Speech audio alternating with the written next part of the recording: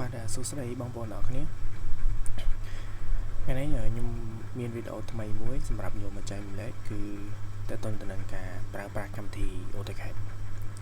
អញ្ចឹងវីដេអូរបស់ខ្ញុំនឹងរៀបវាជាលំដាប់ពី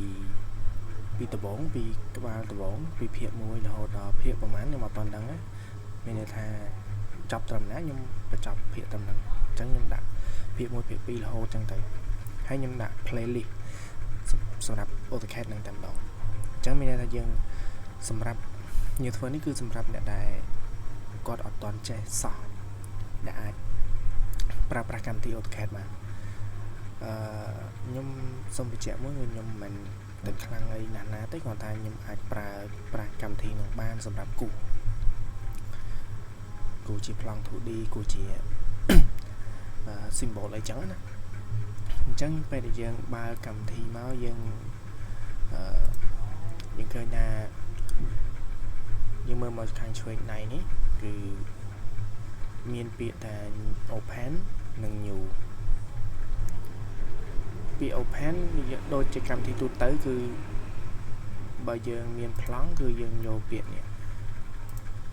ពេលយើងចុចលើ open ក៏បានយើងចុចក្បាលព្រួនចុះក្រោមនេះក៏បាន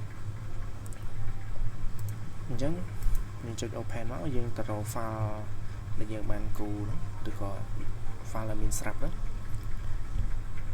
អញ្ចឹងយើងចុចទៅពេលយើងរកហើយយើងចុច open ទៅវាបើកចូលហើយចំពោះទី2គឺ new មានន័យថាយើងបង្កើតនៅ project ថ្មីឬក៏បង្កើតនៅការងារថ្មីវាសំដៅទៅលើពេលដែលយើងចុចបើកវាទៅគឺវាទទេនេះវាទទេបែបនេះវាអត់មានអីទេជាមានន័យថាយើងត្រូវការកំណត់ dimension កំណត់ layer អាហ្នឹងគឺយើងវីដេអូក្រោយទៀត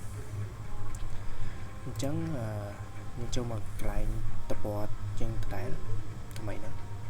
ពេលយើងបើកមកគឺបើយើងមានប្លង់ដូចរបស់ខ្ញុំឧទាហរណ៍ថាអានេះខ្ញុំមានប្លង់ស្រាប់អញ្ចឹងឧទាហរណ៍ថាអ្នកទាំងអស់គ្នាមានប្លង់ច្រើនហើយយើងចង់ឲ្យអាប្លង់ហ្នឹងនៅពេលដែលយើងបើកមកទោះយើងបើកការងារអីផ្សេងក៏វានៅតែនេះក៏វានៅហ្នឹងអញ្ចឹងមានន័យថាយើងចុចលើពាក្យ pin អញ្ចឹងមានន័យថា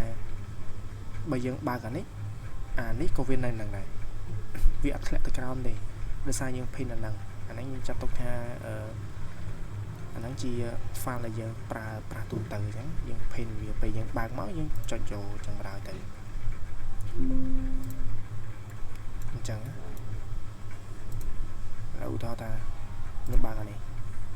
នេះមិញបាន pin ណាពេលយើងបាន pin ខ្ញុំចូលទៅមើលវិញឃើញវានៅតំណែងណាធម្មតាបើយើងអត់បាន pin ដល់ពេលទេវានៅវា load មកខាងមុខនេះវិញអញ្ចឹងនៅពេលដែលយើង pin ទោះយើងបើកអាណាផ្សេងក៏វានៅតំណែងដែរអញ្ចឹងចំពោះការណែនាំអំពី interface របស់កម្មវិធី AutoCAD គឺវាមានប៉ុណ្ណឹងអញ្ចឹងនៅវីដេអូបន្តខ្ញុំនឹងប្រាប់អ្នកនរគ្នាពីការប្រើប្រាស់ comment ការកំណត់ scale ការកំណត់ layer ការកំណត់ទំហំអញ្ចឹងមានន័យថាជាបន្តរហូតអញ្ចឹងអរគុណអ្នកទាំងអស់គ្នាដែលចំណាយពេលសម្រាប់ទស្សនាវីដេអូមួយនេះជួបគ្នានៅវីដេអូក្រោយ